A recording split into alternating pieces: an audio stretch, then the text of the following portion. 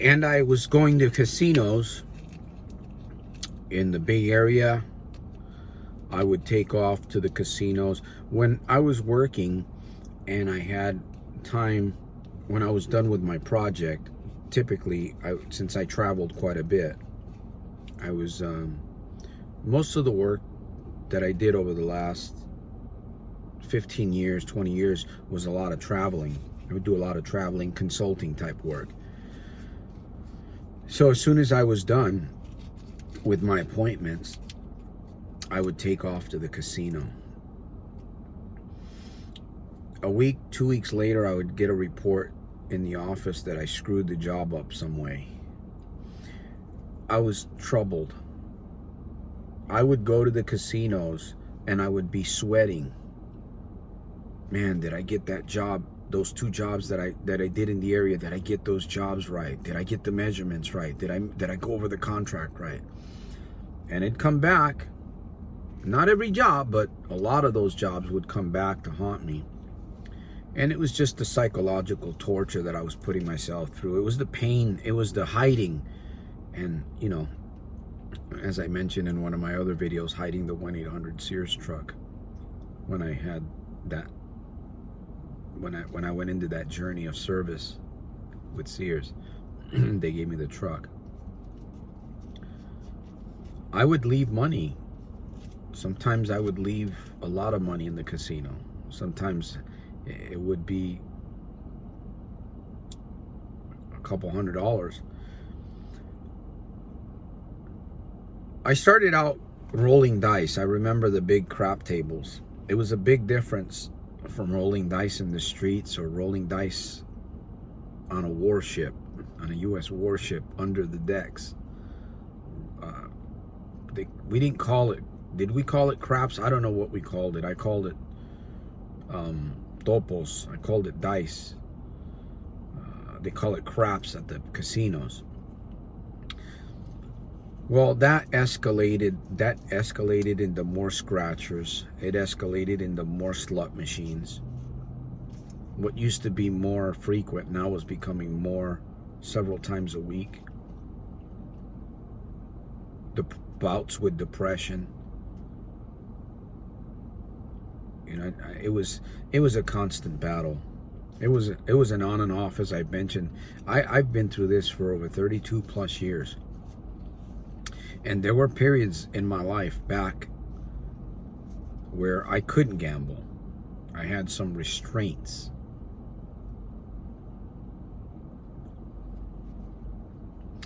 It got out of hand. It got to the point where I was really hiding.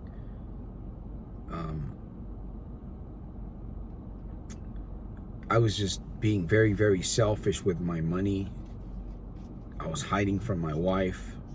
My wife didn't know for quite a bit of time that I was a gambler. It's amazing how you can hide things. You know, being out on the road all the time, coming home late. She was home with the kids. She didn't really have to work.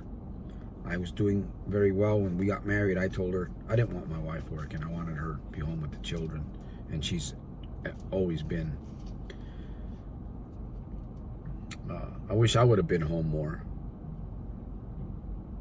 It would have been a little bit of a different journey for all of us, but here we are. So my gambling escalated, and there was times where I wanted to talk. In fact, there was times where I did call out for help, but for some reason it just didn't click. It didn't click, and I started watching videos. The Rebec program.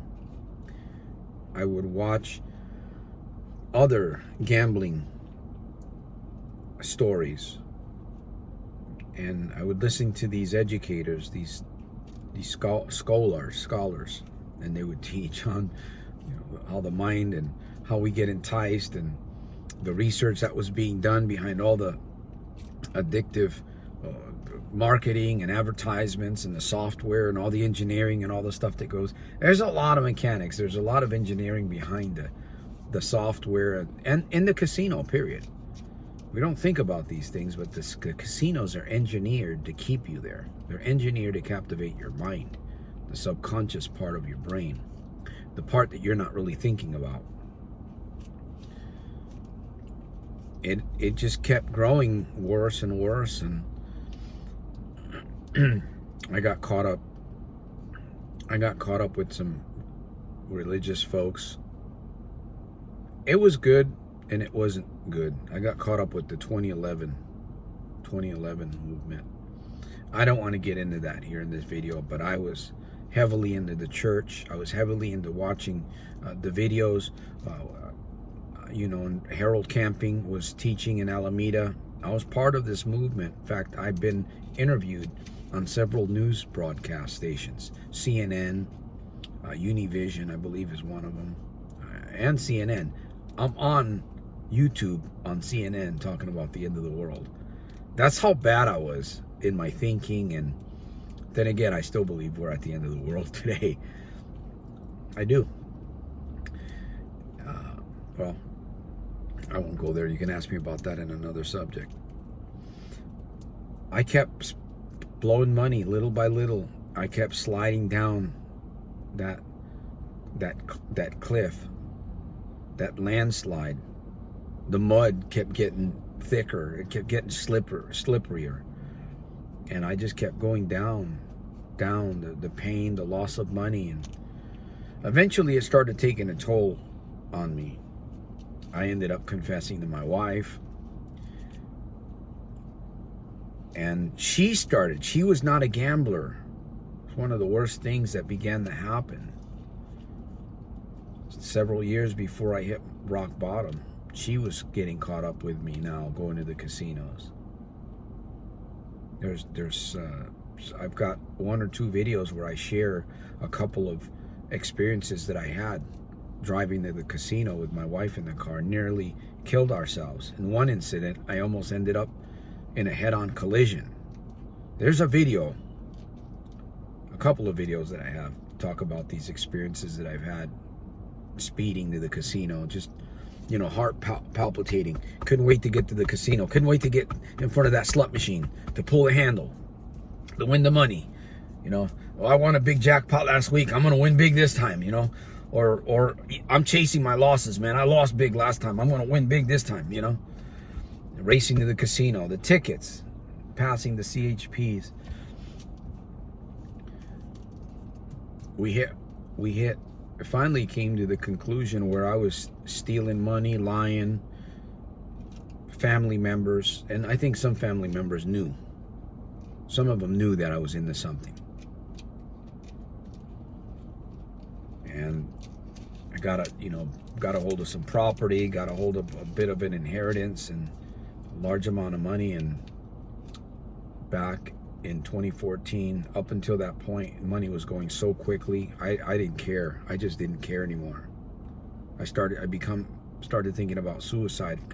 I had so much issues with money and so much guilt and shame that I thought my only way out of here to clear this debt would be, well, if I left the world, if I'm out. And those thoughts came. They would come to me here and there. I'm not saying that I would really, really ponder them, because I know today, I'm glad that I didn't really ponder them. Scratchers, the scratchers and the lottery tickets. It just got out of hand. And it finally culminated. My wife was getting out of hand a little bit.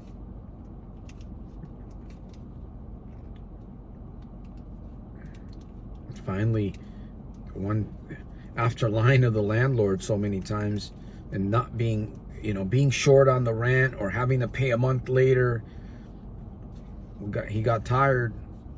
Jim and Edna got tired. They said, you know what? I remember it was during Christmas time. You got to move out. So we were out. Remember, we stayed at a hotel for about a month or so. Somebody helped us out with that. I had lost my job that I'd been at with Sears previous to this situation in 2014. So that was already, I was just going downhill. My mind was very weak. I felt defeated. I felt ashamed.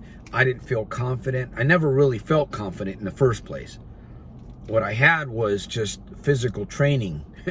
And it wasn't all that good either, because I was always getting reprimanded by bosses at work. I never felt like a good employee. I never felt like I measured up. I never felt smart enough. I never felt like I was big enough. I just never felt. I always felt out of place. Alone in the crowd. We hit 2014, and that was, you know, we got in a hotel. We were there, and then I humbled myself. I called the VA, Veterans Administration. So I'm an 8-year veteran. After I got out of the military back, I probably should have mentioned this. After I got out of the military, things just got worse. You know, during the military, I was traveling overseas. A lot of bad decisions. That's a whole nother video, talking about the trips that I would make to Hawaii and the Philippines and Africa and all these other places around the world. 2014 was the blessing, was the opening of the prison doors for me. I had caused a lot of damage. In fact, there's still people to this day, 3, 4, 5 years later, that don't believe in what I'm doing. They're still watching me. I'm going to end here. I want to thank you for listening and following up on this story, my story. I'm trying to clarify it, fine-tuning it a little bit more. The world's #1 problem gambling interventionist, Santos Rolon Jr., Stockton, California, soldiersofselfmastery.com. You don't have to struggle. You're watching my videos, there's hope for you too. I would encourage you to stick around, leave a comment, soldier scribe, always give me a thumbs up, share this video, give, find ways to give, because it's going to come back to you. I'll see you at the top on the inside of my very next one, making every day super fantastic, terrific, and over the top in spite of and because of, my friend.